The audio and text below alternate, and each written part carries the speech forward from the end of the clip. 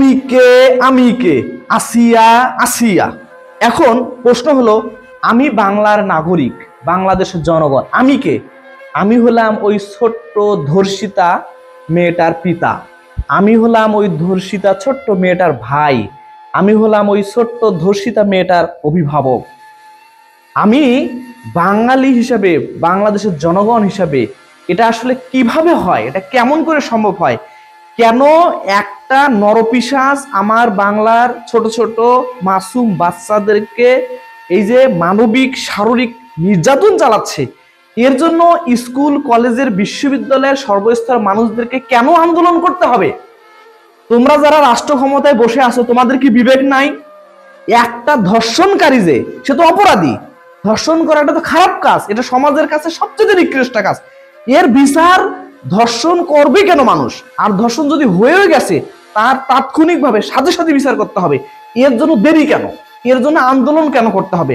নাকি যারা ধর্ষণ করে তাদের অন্তর্ভুক্ত রাষ্ট্র ক্ষমতার ব্যক্তিরা? নাকি তোমরাও চাও যে আসলে দেশের মধ্যে এরকম ধর্ষণ বাড়ুক? তোমরা ধর্ষণ করতে চাও নাকি? তাহলে ধর্ষণ করতে যদি না চাও, তোমরা যদি চাও দেশে গিয়ে চাও দেশের মধ্যে কোনো বিশৃঙ্খলা না থাক, দেশটা ভালো থাক, আমার দেশের মায়েরা, আমার দেশের বোনেরা, আমার দেশের ছোট ছোট স্কুলের বাচ্চারা যদি স্বাভাবিক জীবনযাপন করতে চায়, সুন্দরভাবে চলতে চায়, এবং তারা যদি স্বাভাবিক পরিবেশে বড় হতে চায়, এই যে শকুনের চোখ যেন তাদের উপরে না পড়ে, এই যে সুন্দর মাতৃভূমি যদি তোমরা সত্যিই তৈরি করতে চাও, এই জন্য যদি দেশের রাষ্ট্র ক্ষমতায় বসে থাকো, তাহলে কেন এত দেরি? কেন এত দেরি হচ্ছে? কেন তাদের বিচার করতে? কেন দেশের আনাচে কোনাচে এই ঘটনাগুলো ঘটতেছে? এই জবাব কি তোমাদের কাছে আছে? রাষ্ট্র ক্ষমতায় বসেছ, আইন করো, যা করো, একজন অপরাধীর শাস্তি নিশ্চিত করতে হবে, এই সর্বক্ষমতা রাষ্ট্রের রয়েছে।